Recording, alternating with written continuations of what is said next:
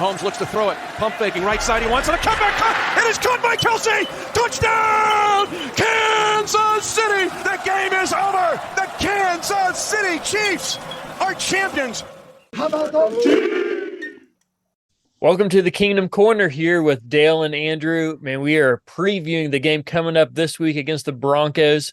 But we want to remind you, too, to follow us, to like us, to subscribe to us, share this podcast with your friends, wherever you're listening at or watching it at, whatever platform you're on, we're probably there. Share it with your friends. Let them know of this great thing, too. So here pretty soon, we're going to be having another contest on Twitter, too. So make sure you're following us there if you want to win that thing. Should I show the crowd, Dale, what we're going to be giving away? I don't know if I probably haven't even showed you yet. No, you haven't shown me. I'm excited. I mean, like, this is all of us trying to see what you're going to give away. I know. Hey, this comes with a COA, which, as you may know, is a code of authenticity. And so one of the, not a current player, but a Dante Hall. Man, that would be a great one. So someone who played in his time. Here we have the Mr.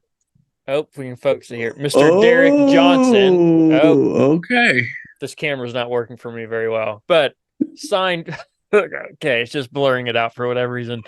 But well, anyways, we just don't want the fans to see. That's right. That's right. You got you follow us on Twitter and you'll see it. But it is a signed photo with a code of authenticity from the great linebacker Derek Johnson. So, great little thing you got there. Man, what a guy! What a play! So good. Had a fumble stolen from him in the playoffs against the Tennessee Titans. Oh man, no joke, he did. I'm still mad about that. He hit that quarterback Marcus Mariota so hard and so quickly. That ball was out. Man, and what did the refs call it? Forward progress? Yeah, they called it forward progress. Gee whiz. It was the worst forward progress call in the history of the NFL, and I will stand by that till the end. Yeah, I mean, let's just remember all these people saying that the Chiefs have benefited from penalties. Let's remember years past, the Chiefs have also not benefited from penalties in the playoffs or regular season games. So, oh yeah. Well, Dale, would you like to take a wild guess here since you brought up the penalties stat? Would you like to take a wild guess here of which team actually has the most penalties? Let me phrase that. The least amount of penalties called against them. The Denver Broncos. It is not the Denver Broncos. Oh, man. It's maybe I threw you off there with all that. Yeah, you did. It's not a team that – it is a team that we will be playing later. Oh, I'm sorry. No, they're not. It's not a team where we – okay, let me rephrase this. There's two teams tied for the least. One of them we're not going to be playing. One of them we will play later on this season. Okay. I'm going to say the Cincinnati Bengals. You are correct. The Cincinnati Bengals and the Pittsburgh Steelers are tied for the lowest amount of penalties called against them. With 30. The Chiefs, however, are tied for the sixth most called against them with 46. 46 penalties. Wow. Yep. So the 49ers have the most, and the Broncos actually have the second most with 48. So the Broncos are a highly penalized team, two more than the Chiefs. And once again, Bengals got the least with 30. So there you go. Those Bengals fans will be glad to know that. I'm sure they'll never claim that they are favored by the refs, but stats don't lie. So maybe there's a more disciplined team than Kansas City. Maybe. I don't know if I'd agree with that, but maybe they are. So with how they've been playing this year, it's hard to say that they played very disciplined, especially to start the season. So we'll see how they go. That's right. All right, well, let's jump into this game against the Broncos. We played them just 2 weeks ago on Thursday Night Football. Now we're going to Denver to play in the Mile High City.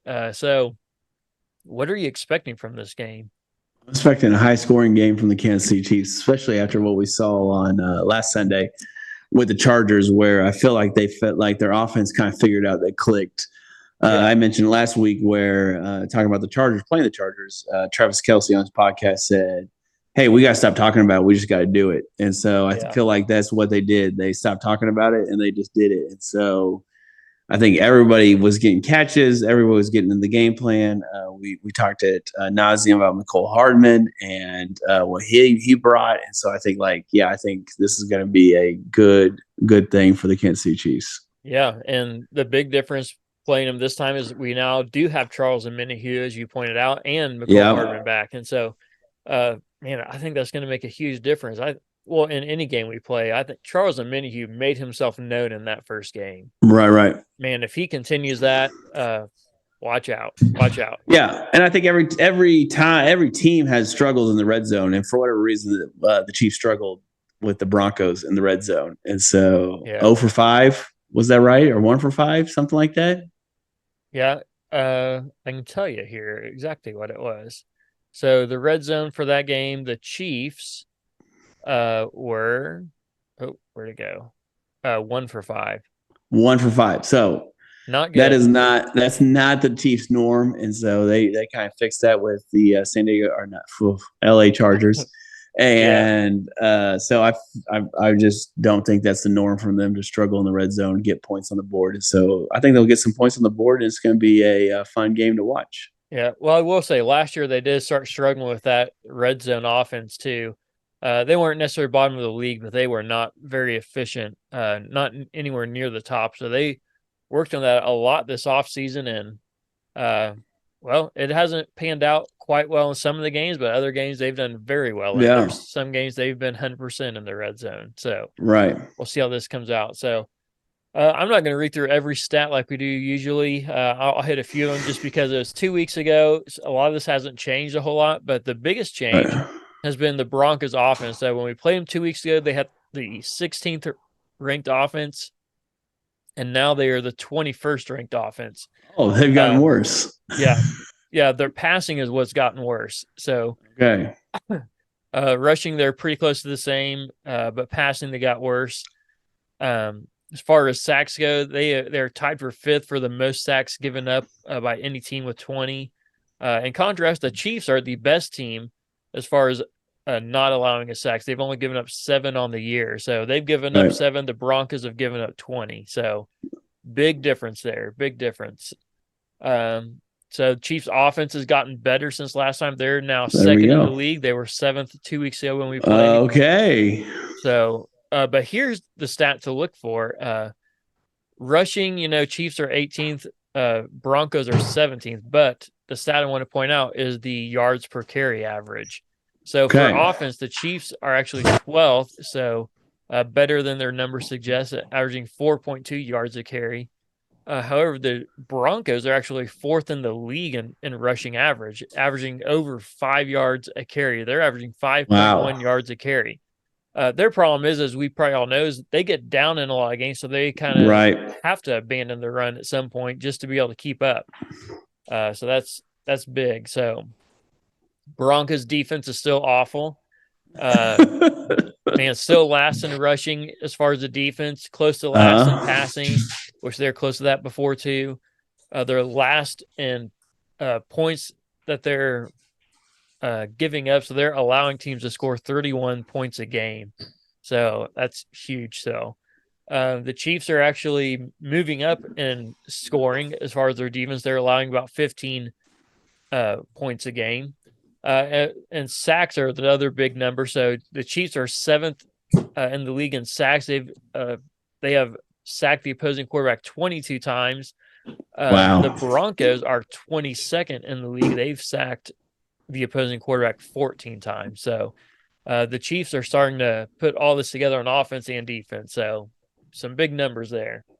Yeah, that's huge numbers, especially for our offensive line is playing fantastic now. And so that was, I think the Chargers got to Mahomes one time. And so, and that's a pretty elite pass rush with Mack and Bosa coming at them. And so I think that's a good thing. And so I think Mahomes will be upright most of the game. Yeah, I think so too. I think you're right. So I think the matchup to watch in this game is actually the linebackers versus against the Broncos run offense.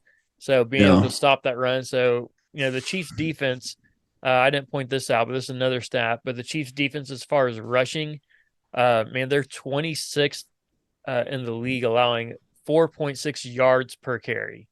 So not good. Wow. And especially with Nick Bolton being on the injured list there for 4 to 6 weeks, will be huge to see, because he's a big run stopper. So we'll see what happens there. Yep, for sure. I mean, the flip side of that, the Broncos' run defense is awful. They're last in the league. They're allowing opposing teams to run for 5.5 yards a carry. Oh, man. And once again, we pointed out before, I'll say it again, the Broncos play from behind, and so teams start running it more too. And so when you run it that much, you're bound to break out a few more as well. So if we go into this game, you don't see them averaging 5 or 6 yards a carry, don't worry. If the Chiefs get ahead by a lot, you might start to see that average to go up too. Right. Yeah, I think that's the big thing for the Kansas City Chiefs is to get a lead and play with it. And that way you make the Broncos one-dimensional, and then the Chiefs can become two-dimensional in the run and the pass. And let Pacheco eat. Yeah, absolutely. Absolutely. Right. Yeah, so the key to the game, what are your keys to the game, Dale? What do the Chiefs have to do to pull this victory out? Man, that's a tough question, because I don't think there's not turn the ball over. That's the key to the game. Yeah. Not turn the ball over. So establish field position and not turn it over in silly ways. So I know Mahomes had one interception last. He just needs to be clean and make sure they don't stay close. But again, like we said, divisional game, tough. Divisional games are tough, and so they just can't be looking forward to the Miami Dolphins in Germany. Yeah, they will have to, focus on this game and then get ready for Miami. But yeah, I just think keep hold on to the ball. Just hold on to the ball. No fumbles, no interceptions, and I think they win. Yeah, I like it. Hard to say much else than that. But since you pointed out, I will mention again too. I think this could easily be a trap game for the Chiefs, right? So they got the Broncos this week. Then they go to Germany to play Miami. So then they have their bye week, but then they come immediately back. And on Monday night, they play against the Eagles. So there's two really good opponents in a row between the Dolphins and the Eagles. So it'd be easy to be looking ahead to those two games. And since they just beat the Broncos, and the Broncos have been playing so poorly this year, don't overlook them is all I'm saying. As we've talked before, any team in the NFL can be any team if you're not ready for them. So that's just any team. Huh? Any team? Yes, absolutely. Any team. Okay, all right. I'll stand by that all day, every day. For example, this last week, the Patriots beat the Bills, right? Who saw that coming? Who saw that coming? Not the Bills. Not the Bills, because they were overlooking them. They were. You overlook any team and look ahead, that team will beat you if they're prepared. Okay. All right. I'm with you. So I'm not saying that if both teams are ready, that any team can beat any team. Yeah, I better stop because I don't want to eat my words here, and we lose it to the Broncos. We can't lose to the Broncos. I mean, we're 16 in a row. We want to go 17. So we got. Right. I think the Chiefs will get up because of that, because of the streak. Yeah. I mean, they all know the streak, and they're going to want to keep that streak going. And so, the Broncos are going to want to beat that streak. They're tired of hearing about the Chiefs beating them 16 times in a row, 17 times in a row after Sunday. That's but right. they want to stop hearing that, and so I think they want to do everything they can. They play with pride as well. Yeah. Well, my keys of the game here is the Chiefs' defense has got to slow down the run. Right? Yeah, they're allowing 4.6 yards per carry, which is not good at all, and it'd probably be more than that, honestly, if the Chiefs weren't playing from a lead so often. And so many teams are abandoning the run too early, in my opinion. If I was the opposing team, I would continue to hammer that because the Chiefs' run defense has not proven that it can really stop somebody if they really want to. And so, well, let's not give people keys to beat us. Hey, if the other coaches can't figure out what I'm saying, then they shouldn't be a coach. Okay, this is general information that anybody can find. So I'm just telling you, this is what the Chiefs have got to do if they want to win. So I think they will win, but they got to stop that. And the other thing is, I think the offense, they got to get up by 2 possessions because they got to force the Broncos to abandon the run game. Right. I think that plays to the Chiefs' advantage. Not to say that the Broncos aren't going to try to run here and there still, but we don't want them to rely on their run game because that limits possessions and it keeps the game close as well. So we need the Chiefs to get up by at least 2 scores and stay ahead by 2 scores to keep this ahead. So those are my keys to the game. There you go. And I think we got to fix the red zone, especially since and we made that defense look a lot better than it was. Yeah, I think Chargers defense you're talking about. No, I'm talking about the Broncos defense. So last time we played the Broncos, they stopped us 1 for 5 in the red zone. So I mean, that's got to turn around. Yep. Yeah, and we've said this before, and I'll say it again. When it comes to division games, though, you can almost throw stats and records out the window because teams get ready for those division games, and they're ready for them, and they want to win those games. So even though on paper the Broncos are probably the worst team in the league, and the Chiefs are one of the best, that doesn't mean that it's just going to be an easy game from start to finish. There's going to be some times where the Chiefs are challenged in this game. Right. Because people are getting paid on both sides of the ball, and there's a lot of pride, even for a team that's not winning many games. So, score predictions, Dale. Oh, man. You got yours or want me to throw mine out first? You throw yours first. All right. I got a big one. So, big spread. So you want to go ahead and give us what the Vegas spread is? It's 7 points, Kansas City. All right, 7 points in Kansas City. So I think, and we were talking before how close Vegas is on many of these games, but I think they're going to be way off in this one. I think the Chiefs are looking for a shutout. Yeah. I think that's what they want. Now, I'm not going to be quite bold enough to say they're going to get it because I think the Broncos might get some garbage time points. So, even so, Chiefs 34, Broncos 6. I think they're going to get 2 field goals. So wow. 34 to 6. It's a big spread there. Okay, I'm going 31-10 Chiefs. All right, 31-10. 31-10. I think the Broncos are going to score early, and then they'll get a field goal early, and then they'll score again, and then, I think that's it. All right.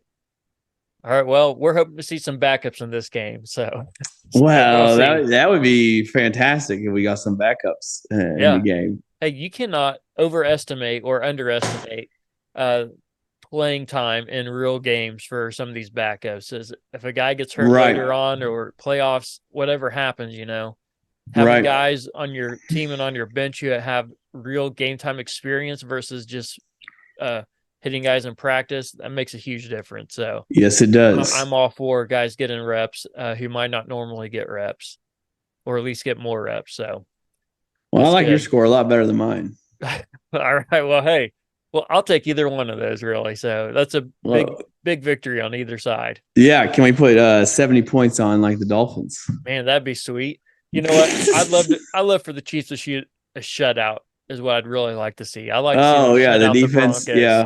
Yeah, let them not score any points. So, end up being something like, 34. Why are we sticking at 34, right? Yeah. Like 42-0. That'd be, I'm not going to say that's my prediction, but man, I'd love to see a score like that, though. Shutouts do not happen very often in the NFL. Those are really, really hard to come by. Yes, they are. So it would be impressive if we could do that. So, all right, let's jump into our segment of player comparison here, right? Oh, man. Player profiles. Gets my heart rate going up every time. All right, so got some more defensive backs here. So, that could be cornerback, safeties, but once again, these are all starters for one team or the other. So, got a Broncos player and a Chiefs player, Broncos player, whatever it is. It's one's from each team. So, I try not to get too consistent in which player falls in which one, but usually I just ask my wife, say, give me a random number, 1 or 2. And that's how I pick where the Chiefs player goes. And so. Okay. All right. So I just see you start texting Jill here. She'll just be able to say 1 or 2. She might not be able to tell you which player is which, but I know that ask her a number. I know the Chiefs will be number 1 or 2. Well, every week they're 1 or 2. Yes, you got that. You're good. All right. So defensive backs here. So player A and player B. So Tackles, player A has 25, player B has 28. Passes defense, player 1 has 7, player 2 has 5.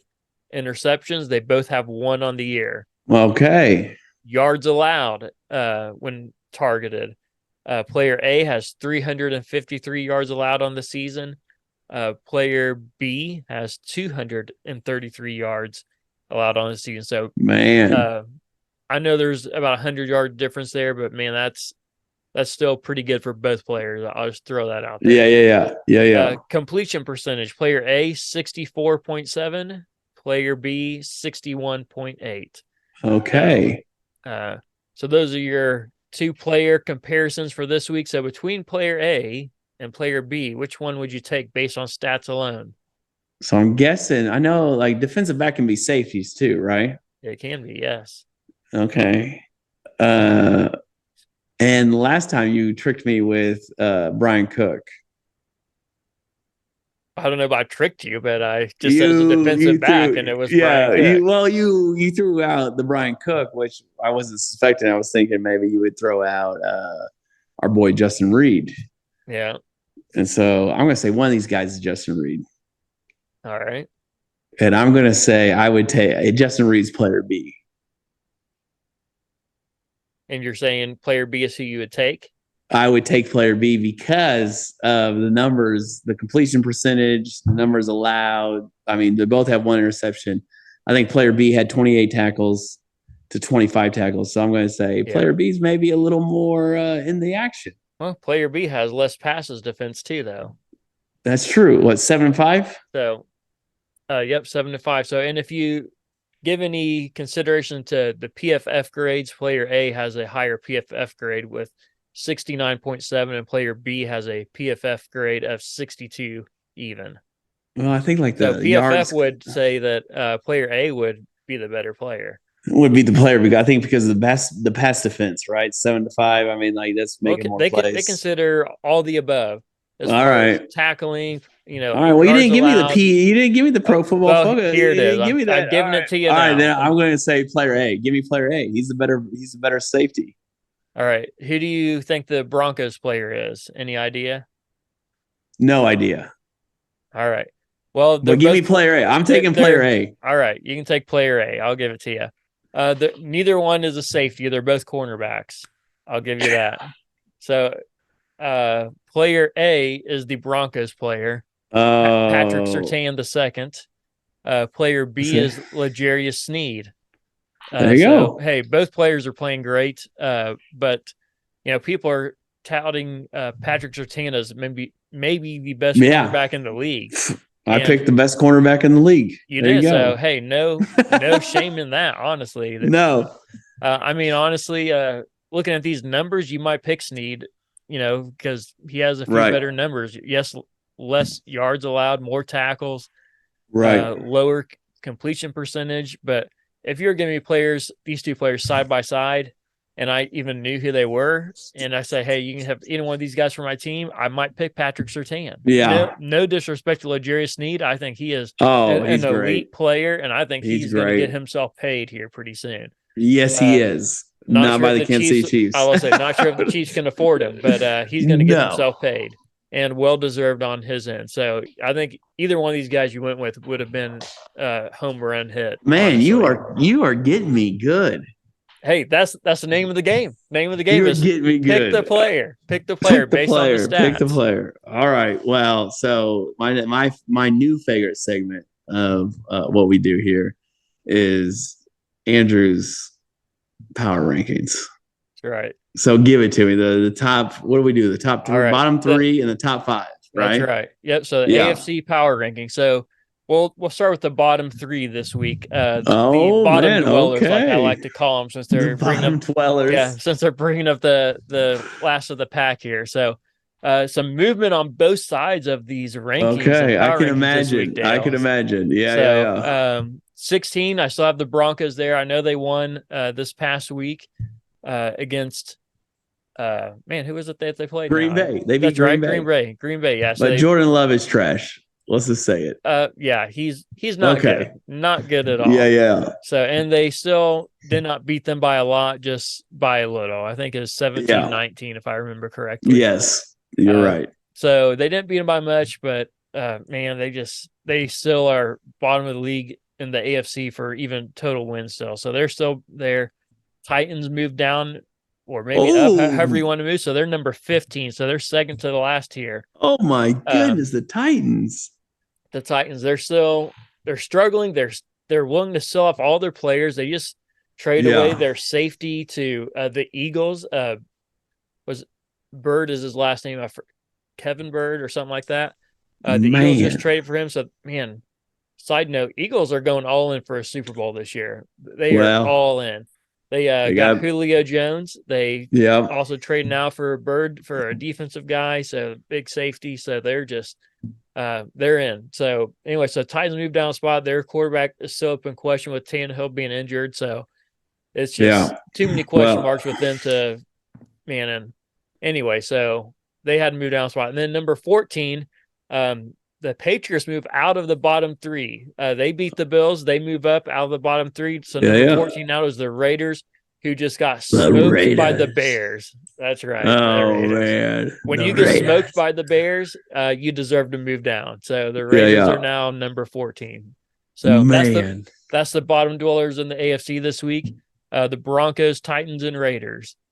So now moving into our top 5. So Dale, I'll give you the option. Would you rather me go 1 to 5 or 5 to 1? Give me 5 to 1. All right. So we've got somebody moving into the top 5 this week, Dale. Okay. The Steelers are in at number 5. Whoa. So holy cow. Hey, I'll tell you this, that number 5 spot is the hardest one to pick, honestly. Yeah. Because there's so many. Yeah. They're all close in records. There's 3 to 4 teams competing for that spot. But man, the Steelers move into it. They had a good win this past Sunday, and man, they got their star wide receiver back from injury, and so they look like they. I'm not going to say they're going to necessarily compete for a title, but they're definitely going to be competing for that division, if nothing else. So, well, we need them to slow down the Ravens. That's all I got to say. Absolutely. So they move into the number 5 spot. Number 4, the Jaguars. So, Jaguars are still there, still doing their thing, and so they move into number 4. Their offense is starting to click. Their defense, they're starting to get a little bit better pass rush now from Josh Allen and company. So, still have a lot of question marks though. A lot of things they need to improve on, but they're still there. Number 3, the Dolphins. The Dolphins moved down to number 3. Man, so they keep dropping some games. They got beat by the Eagles and got beat handily by them.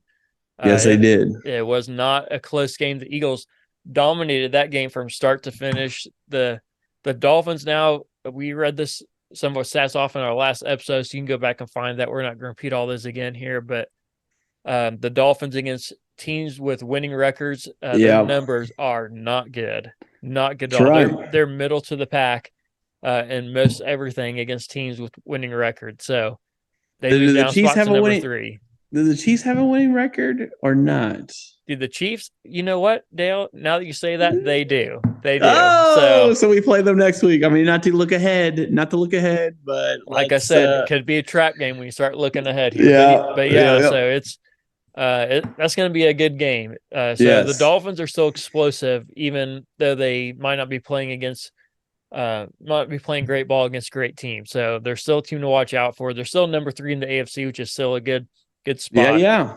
Number 2, the Ravens move up to the number 2 spot. Yeah. So, I apologize. I think I threw shade at you last time, your power rankings, when you had the Ravens at 4 or 5. And I was like, the Ravens? And you said, yes, the Ravens. So you're correct, Dale. You did, in fact, throw shade at me for that. And I still don't understand why. I had them at number 4 last week, and I moved them up to number 2. And you are not a fan of me putting in the top 5 for some reason. And I'll tell you this, they have a top 10 defense and a top 10 offense. Oof. I think they have the number 2 defense in the league. So across all teams. We don't play them this year, do we? Not this year, not in the regular season. So that might work out in our favor, honestly. So Yeah. the Ravens, they're playing good football right now. So the Ravens are number 2. And it leaves to the Chiefs being number 1 still there. Yes. Other than the Eagles, they are the only team in the NFL that only have 1 loss. So every other team has at least 2 losses. So Chiefs stay there. Their offense is starting to click a little more. Their defense is still top 10. Their defense might even be better now that they got Charles and Minihue. Yes. If their offense keeps clicking like it did last week with McCole Hardman back, their offense looks like it's starting to find its groove. They are not just being a homer, they are a tough team to beat. And so seeing 1 through 5, you might also notice that the Buffalo Bills moved out of the top 5. So they are dropping off here. So I know that they won their game, this Thursday night game tonight against the Tampa Bay Bucks. But that's all I got to say about that. But Buffalo's moving out. So they need to show me a lot of improvement to move back into the top 5. They are too inconsistent at this point they're too Josh Allen dependent. They're too Josh Allen. They're Josh Allen dependent. We've said that 100 times. Yeah. They go as he goes, and sometimes you don't have your best game every game. Yeah, and you can make a legitimate argument that they could be number 5, but at this point, over the last 2 weeks, the Bengals have started to improve a little bit too. Joe Burrow is starting to play a little bit better, so they're starting to creep up there too. So there's a few teams, like I said, that could be competing. Well, that's probably number 5 spot. That is probably the most interesting game of the week besides the Chiefs and the Broncos is the Bengals and the 49ers. Yeah. So the 49ers are banged up, but they're and on middle a 2-game losing streak. Yes. But their middle linebacker, Fred Warner, said this is a must-win game. Yeah. So Purdy's out, Sam Darnold's in, so it is going to be an interesting game. That defense, though, is still ferocious. I think Debo Samuel's out, and McCaffrey's in there, so I think it'll be an interesting game to watch how the Bengals respond and how the 49ers play. So it'll be interesting. So I'll ask you this quick. We don't have to spend a lot of time on this team since another team, but the 49ers, since you brought up Brock Purdy, do you think Brock Purdy is the real deal? Well, is he I'll just say Pro Bowl caliber player? Or I think he's good. I think he's good. Do I think he's great? No. Is he a top 10 quarterback? No. All right. So I think he's good, though. I think he's I think he's good. I think he does what he needs to do and he wins games. And so, but do I think he's going to win you games? No, unfortunately. So I think there's only maybe three quarterbacks, maybe 4. I think you go Jalen Hurts, Pat Mahomes, Burrow. Man, maybe only 3 that will win you a game. Yeah. Can you think of anybody else? I don't think Tua's win you a game. Allen is not going to win you a game. Allen for sure isn't. Tua might be able to just because he can run the ball so effectively as well, and he has Tyreek Hill. So if you throw the ball Lamar Jackson. So Jalen, Lamar, Pat, Burrow. I think those are the 4 guys. I'm not throwing Tua in there. I'm sorry. If you want Tua, you can, but I throw him in here for now. I'm not going to say I wouldn't say he's necessarily top 5, but he'll give you, I don't know. So I have mixed that's something to think about. Yeah. But I just don't. Yeah, we can discuss some quarterbacks maybe on one of our upcoming episodes and break some of those down. Oh, the bye week. Our bye week. There you go. Our bye week. We can talk about quarterbacks and different things like that. I'll just say this quickly about Purdy. I think Purdy is a great system quarterback. There you go. And there's nothing wrong with being a system. I think all these quarterbacks are system quarterbacks. I just think Pat Mahomes won the lottery. Oh, yeah. Right? Yeah. Andy Reid, offensive mind, he just won, and then the skill set just came together. Like Tom Brady, system quarterback, right? But he was able to win in different systems. I just think every quarterback's a system quarterback. There's no shame in that. It's just like some systems work better for the player than others. Yeah. All right. Last question for you. It doesn't have to be explained too much, but who is the biggest threat for the Chiefs? Give me one team in the AFC and one team in the NFC. The Lamar Jackson is the biggest threat in the AFC. And then I think the 49ers the 49ers in the NFC. Yeah, I think their defense is just stacked. Yeah. I think the Ravens, I would agree with you, are the biggest challenge in the AFC with their defense and offense, both top tier.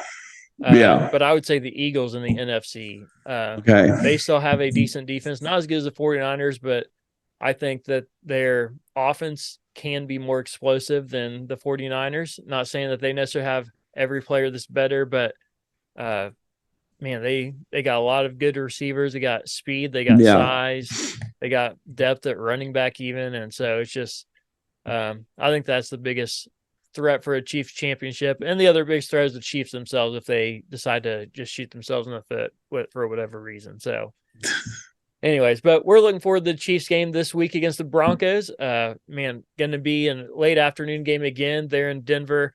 Hopefully, if you're not living in the Kansas City area, you will get to watch the game from the beginning. So some of us who are not in the Kansas City area, wasn't that dumb? It was dumb. So dumb. CBS decided we're not going to show the beginning of this game. We're going to watch the end of another game that nobody cares about against two teams that are awful.